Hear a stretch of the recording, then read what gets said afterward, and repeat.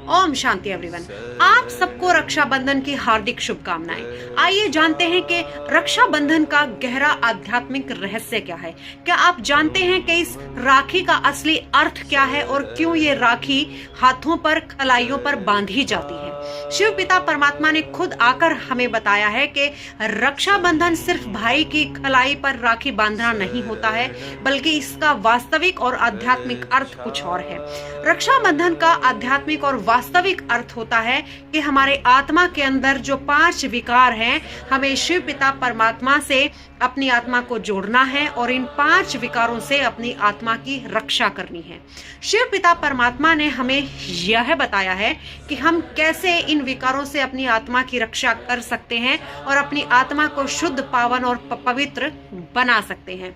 हमें अपनी सोच और अपनी वाणी पर कंट्रोल रखना चाहिए। हमें अच्छे विचार रखने चाहिए। हमें दूसरों को इज्जत और सम्मान भी देना चाहिए, क्योंकि यही एक अच्छी आत्मा की पहचान होती है।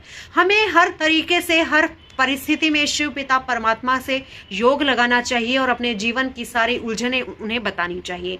हमें शिव पिता परमात्मा से योग लगाकर अपनी आत्मा से 5 विकारों की से मुक्ति पानी है और अपनी आत्मा की इन विकारों से रक्षा करनी है।